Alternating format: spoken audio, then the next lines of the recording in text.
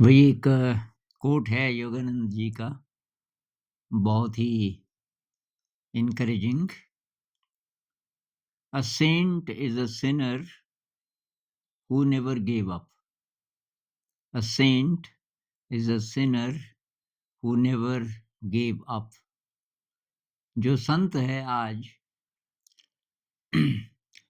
वो कुछ समय पहले बहुत गड़बड़ इंसान था। सिनर, पापी, जिसने बहुत बुरे काम किए, दुष्कर्म किए। तो संत कैसे बना? कि जब उसको पता चला कि मैं गलत रास्ते पर हूँ, तो सही रास्ते पे चलने लगा and he never gave up. फिर उसने वो रास्ता छोड़ा नहीं। तो गड़बड़ तो हम सभी रहे होंगे ना, कुछ इस जन्म में, कुछ इससे पहले। गड़बड़ नहीं होते तो कहते हैं यहाँ जन्म ही नहीं होता हमारा। इंसान का जन्म लिया है इसीलिए कि शुद्धिकरण करना है।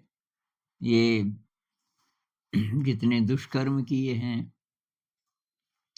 उनकी मैल है, गड़बड़ संस्कार हैं,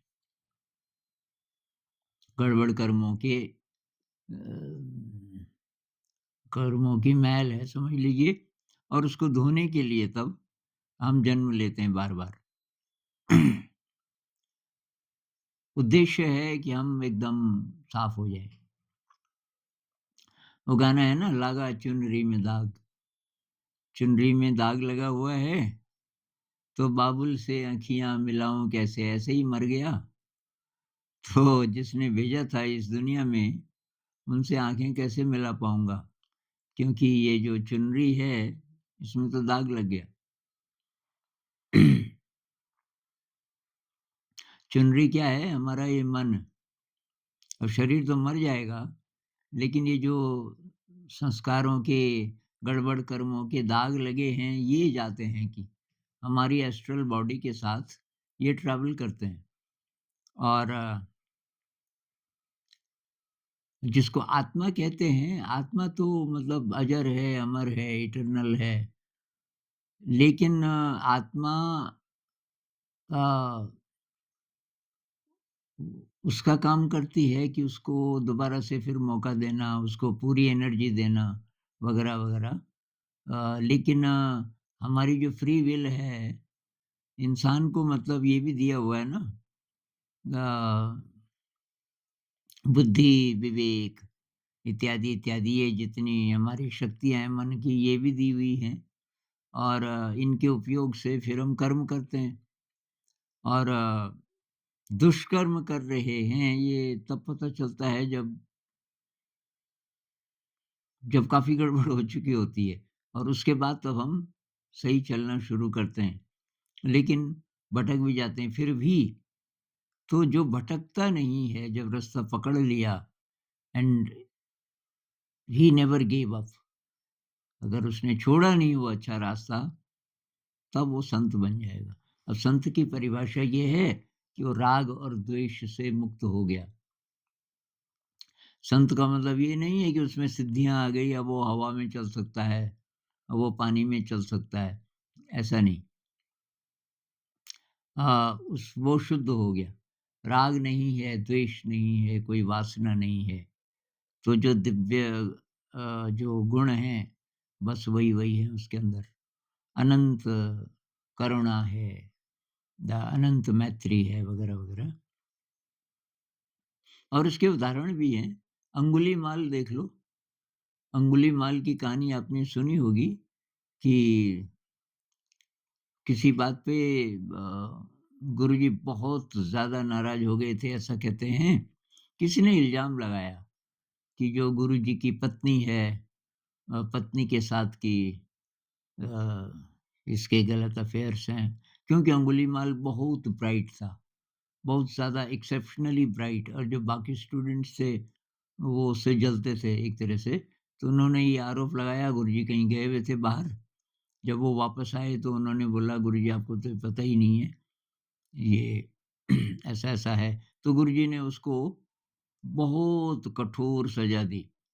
सज़ा ये कि तू अ, मेरे ख़्याल से 1000 मर्डर जब कर देगा, तो तब मतलब ये गुरु दक्षिणा है, 1000 मर्डर करने हैं तुझे और कि 999 उसने कर दिए थे मर्डर। अब आखिरी एक बचा था, उसने कहा वो एक ही बचा है तो मैं ज़रा ढंग के इंसान का मर्डर करूँगा। फिर उसको पता चला बुद्ध के बारे में, उसने कहा उसको मारूँगा मैं, वो होगा मेरा लास्ट। और सबूत के लिए कि अंगुली अंगुली होती थी अ, किसी हाथ की शायद सबसे छोटी उँगली पता नहीं आप पढ़ लेना कहानी। तो उ उसकी माला बना के वो अपने गले में टाँगता था। 999 हो गई थी कि या 1 बची थी। तो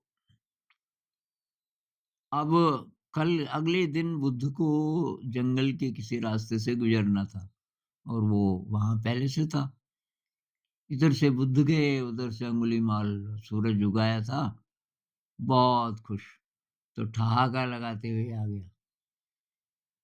बुद्ध ने देखा, कहते हैं बुद्ध जानबूझ के गया, उसको पता था अंगुलीमाल के बारे में और ये भी पता था कि उसके अंदर बहुत दिव्यता है, अगर वो सही रास्ते पे अभी भी आ जाए तो। तो अंगुलीमाल नज़दीक आने लगा, बुद्ध पे कोई फ़र्क नहीं पड़ा, वो चलते ही रहे। अंगुलीमाल ने बोला, "ठहर वहीं पे।" अपनी तलवार निकाली, "ठहर।" बुद्ध नहीं ठहरे, वो चलते ही रहे। अंगुलीमाल की हालत खराब होने लगी, जब अंगुलीमाल और नज़दीक गए तो काँपने लगे। उसके सारे शरीर में पता नहीं क्या हो गया, बहुत ज़्यादा घबराहट, हाथ से तलवार छूट गई और वो कहने लगा कि तुम कैसे इंसान हो? तुम मेरे से डरे क्यों नहीं? बुद्ध ने कहा, डरने की तो कोई बात नहीं है, क्योंकि तू तो मेरा कुछ नहीं बिगाड़ सकता। तू मेरे शरीर के टुकड़े कर सकता है, लेकिन मैं शरीर नहीं हूँ। अब ये रोने लगा और कहने लगा कि मैं तो बहुत पापी हूँ, मैंने इतने ज़्यादा मर्डर्स कर दिए और मेरे लिए कोई रास्ता है क्या? मतलब इतनी देर में बदलना शुरू हो गया था, बुद्ध के असर से। बुद्ध ने कहा मैं तो आया ही इसीलिए, तेरे को ही मिलने आया मैं। मुझे मना किया था मेरे साथियों ने कि उधर से मत जाओ खतरा है। तू तो मिलने वाला था नहीं, तो मैंने सोचा मैं ही जंगल चला जाता हूँ। उसने कहा लेकिन मैं तो बहुत ज़्यादा पापी हूँ, इस जन्म में मैं तो नहीं सुधर सकता ना। बुद्ध ने कहा क्यों नहीं सुधर सकता? आजा। कहते हैं 3 महीने बाद, 3 ही महीने लगे उसको। 3 महीनों के अंदर-अंदर वो एनलाइटेंड हो गया और कोई दूसरा संत आया बुद्ध को मिलने और वो उस समय औरों को ध्यान सिखा रहा था, अंगुलीमाल और वो खड़ा रहा दूर से देखता रहा, अंगुलीमाल का चेहरा देखता रहा और फिर उस किसी को पूछा ये कौन है? उन्होंने कहा ये अंगुलीमाल है, सुना आपने नाम? उसने कहा अंगुलीमाल हत्यारा? कि हाँ, वही है। कि वो ऐसा हो गया? कि हाँ। तो ये बहुत इंस्पायरिंग कहानी है। इतना बड़ा पापी और उसके अंदर मतलब इतना क्षमा भाव, इतनी करुणा आ गई थी कि बुद्ध ने कि उसको दोबारा भेजा, उसी शहर में कि वहाँ भिक्षा माँगने तुझे जाना है जहाँ के लोगों का उसने मर्डर किया था। वहीं के लोग जंगल से गुज़रते थे, जंगल का रास्ता था। और जबकि वो गया, लोगों ने पहचान लिया और सब उसको मारने लगे, छुप-छुप के। उनको नहीं था विश्वास कि सही हो गया है पूरा और वो लहू-लुहान शाम को वापस भिक्षा तो किसी ने नहीं दी। सब ने किसी ने पत्थर मारा और बोला तो बहुत-बहुत बोला उसको, अपशब्द बोले लेकिन मारा भी। और बुद्ध ने पूछा, "किसी के लिए इल-विल आई? किसी के लिए तेरे मन में ऐसी भावना आई कि मैं भी इसको मार दूँ?" उसने कहा, "बिल्कुल नहीं, मुझे करुणा ही आई सबके लिए।" तो बुद्ध ने कहा कि बस तेरे सब पाप भी धुल गए और तेरा मन तो एकदम निर्मल हो गया। उसमें कोई अब हिंसा की भावना है ही नहीं, आ ही नहीं सकती। तो जब अंगुलीमाल इतनी प्रगति कर सकता है केवल 3 ही महीने में, तो हम क्यों नहीं अच्छे रास्ते पे चल सकते? उतने गड़बड़ तो नहीं है ना, हम मर्डरर तो नहीं है कम से कम। अब कोई होगा भी, मान लीजिए गलती से एक आध मर्डर हो गया, तो कोई बात नहीं, उसने तो 999 किए थे। हम अब सही रास्ते पे चल सकते हैं। चाहे हमने कुछ भी किया हो, कोई-कोई कमेंट्स आते हैं कि बहुत ज़्यादा रिग्रेट है। तो रिग्रेट है ये तो अच्छा स्टेप है ना, आपको पता चल गया कि कुछ गड़बड़ मैंने किया। अब किया हो तो पास्ट हो गया, फिनिश्ड। यहाँ से सही होना शुरू कीजिए, अभी से। पीछे जो भी हुआ फिनिश्ड। मैं 3 बार फेल हो गया कॉम्पिटिटिव एग्ज़ाम में, अब आत्महत्या करने को मन करता है। अरे! कितना बार फेल हुए हम, कितने जन्मों में। एक ही जन्म का अब आप नहीं मानते होंगे पुनर्जन्म, लेकिन संत लोग तो कहते हैं कि होता है। एनडी वालों का ये पर्सनल एक्सपीरियंस है, जो कुछ देर के लिए मर गए थे। एनडी पता है ना आपको? ये कुछ अनुभव पढ़ लेना लोगों के, एक अनीता मूरजानी है, उसी का पढ़ लेना। तो एक भाई कह रहा था कि ये निहिलिज़्म बैठ गया मेरे मन में तो कि कुछ नहीं है, कोई आत्मा परमात्मा नहीं है, कोई नियम नहीं है ब्रह्मांड का और इसको मैं कैसे निकालूँ? तो भाई एक तो ध्यान करो, थोड़ा-सा ध्यान करो और इस दिमाग का भरोसा मत करो। आपका जो कॉन्शियस माइंड है, ये जिस नतीजे पे पहुँचता है, ये गड़बड़ न्यूज़ जो रोज़ आ रही है, संसार में इतनी गड़बड़ है वगैरह, वगैरह, वगैरह और तब हम कुछ थ्योरी बना लेते हैं। उसके आधार पे। भई वो तो बहुत कम है, आपको बहुत कम दिखाई दे रहा है, आपको एक ही जगत दिखाई दे रहा है। और अगर एस्ट्रल जगत भी होते हैं, स्वामी योगानंद जी की किताब पढ़ना ऑटोबायोग्राफी ऑफ अ योगी, वो तो कहते हैं कि एस्ट्रल जगत है, मतलब दूसरे मैटर के जिसको हम देख नहीं सकते, ऐसे जगत हैं और हम एक्चुअली तो वहाँ के हैं, यहाँ आए हम शुद्ध होने के लिए। थोड़ा ओपननेस रखिए मतलब, कोई थ्योरी मत बनाइए आप अपनी सामान्य दिमाग जो कि बहुत लिमिटेड है, उसकी अकल पे पूरा भरोसा मत कीजिए, वो ज़्यादा दूर नहीं जा सकता। ये जो हमारा कॉन्शियस माइंड है ना, ये तर्क शक्ति से जो निहिलिज़्म जिन लोगों ने विकसित किया, तो वो ऐसे लोग थे, परिस्थिति के मारे और कोई बड़ी दृष्टि नहीं थी, ना वो ध्यान करते थे, ना वो आध्यात्मिक थे। तो वो बस संसार में जो हो रहा है और ये प्रथम विश्व युद्ध, द्वितीय विश्व युद्ध इस दौरान ये ज़्यादा पॉपुलर हुई, निहिलिज़्म जैसी फिलॉसफीज़ और एब्सर्डिज़्म क्योंकि इतनी गड़बड़ देख ली उन्होंने कि उसके बियॉन्ड कोई अच्छाई भी हो सकती है, उस पे विश्वास खत्म हो गया। तो थोड़ा ओपननेस रखिए थोड़ा एनडी वालों के अनुभव पढ़िए और किसी पे विश्वास मत कीजिए, ध्यान कीजिए थोड़ा। ध्यान में आपको थोड़ा-थोड़ा अनुभव होने लगेगा स्पेस और टाइम के पार का, कि कुछ क्षण के लिए न स्पेस है न टाइम है। ऐसी अनुभूति होने लगती है, पहले दिन से नहीं होगी। और पूरे विश्वास से, पूरी निष्ठा से ध्यान करोगे तब सफल होगा। डोपामाइन के लिए करोगे तो आप सफल नहीं हो सकते। कि इससे कोई अच्छी फीलिंग नहीं भई, वो नहीं है उद्देश्य। अच्छी आ भी गई तो तटस्थ रहो। कष्ट आ गया तो भी तटस्थ रहो, उसके लिए नहीं कर रहे हम, शुद्धिकरण के लिए। तो थोड़ा-सा अनुभव आपको ज़रूर होगा स्पेस टाइम के बियॉन्ड का, कुछ-कुछ सेकंड शुरू में ही और बाद-बाद में तो सन्नाटा होने लगता है जब मन में, तो तब तो पक्का ही विश्वास हो जाता है कि भई ये जो मन है, सोच-विचार करने वाला मन, ये तो बहुत सतही है। हम पता नहीं क्या-क्या हैं इसके बियॉन्ड। तो भई ये अब संत लोग तो भूल गए, उसका अभ्यास तो हम ही को करना है। तो मैं ये बोलना चाहता हूँ जिनको रिग्रेट की फीलिंग है, गिल्ट की फीलिंग है कि ये हुआ था, वो हुआ था, पता नहीं कब हुआ। 1 साल पहले, कई साल पहले आप उसको पकड़ के बैठे हैं। ब्रेकअप हो गया, वो मुझे छोड़ के चला गया, छोड़ के चली गई।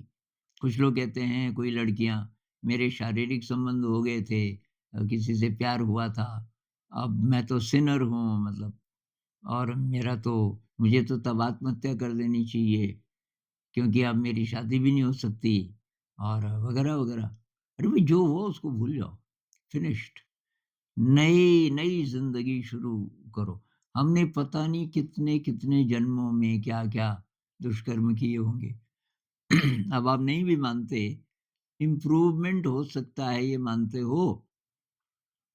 इंसान किसी भी स्टेज में, कितनी भी दलदल में फँसा हुआ है, वो वहाँ से बाहर निकल सकता है। हमारे अंदर वो शक्ति है। तो आगे देखो, आगे अनंत आकाश को देखो, आगे प्रकाश के जगतों को देखो। पीछे जो हुआ, पीछे की दलदल को छोड़ो। पीछे ये हुआ, वो हुआ, वो हुआ। उस समय हम वैसे ही थे, उतनी अकल थी, वैसी परिस्थितियाँ थी तो वैसा हुआ। भई अब तो हम बदल गए ना, अकल आ गई, तभी तो रिग्रेट हो रहा है। रिग्रेट किसको होता है? जिसको अकल आ गई, कि भई वो ठीक नहीं था। तो अब हम अ, आगे बढ़ना शुरू करें। रास्ता है भई मेडिटेशन का। मेडिटेशन ये नहीं है कि आप चुपचाप बैठ जाओ और बस वही-वही मेडिटेशन है। वो उसका एक स्टेप है। मेडिटेशन के लिए आपको पारमिताओं का अभ्यास करना पड़ेगा। ग्रैटिट्यूड, देने की भावना, विनम्रता, ह्यूमिलिटी ये सब और शील का पालन करना पड़ेगा भई। ब्रह्मचर्य का पालन करना पड़ेगा और हिंसा नहीं करना, चोरी नहीं करना, झूठ नहीं बोलना। ये अपने जीवन में आपको अपनाना पड़ेगा। थोड़ा सादगी, थोड़ा सिम्प्लिसिटी। साइकोलॉजिकली दुनिया से फ्री होना है, साइकोलॉजिकली। संसार से हमें रोटी, कपड़ा, मकान इत्यादि ये तो चाहिए, थोड़ा बहुत धन-दौलत चाहिए, लेकिन साइकोलॉजिकली फ्री। धनवान बनना है, ये साइकोलॉजिकल डिपेंडेंस है। मेरी वाह-वाह हो, मेरा नाम हो, ये साइकोलॉजिकल डिपेंडेंस है, क्योंकि दूसरे लोगों पे डिपेंड हो गए अब। जब आपको कुछ नहीं चाहिए, जब तक नाता जगत से तब तक भक्ति न होए। कबीर साहब कहते हैं नाता मतलब ये डिपेंडेंस। साइकोलॉजिकली आप ऑटोनॉमस बन जाओ। मैं परिपूर्ण हूँ। बाहर की जगत से ऑक्सीजन चाहिए, पानी चाहिए और चीज़ें रोटी, कपड़ा इत्यादि चाहिए, वो तो आ ही रहा होगा ना। वो डिपेंडेंस नहीं, वो ज़रूरत है जब तक शरीर है, शरीर की आवश्यकताएँ हैं। लेकिन मेरा मन आज़ाद हो गया। मन अब गुलाम नहीं है दुनिया का। मुझे दुनिया की कोई चीज़ नहीं चाहिए अब, साइकोलॉजिकली। तो अब इस पे काम करना है भाई।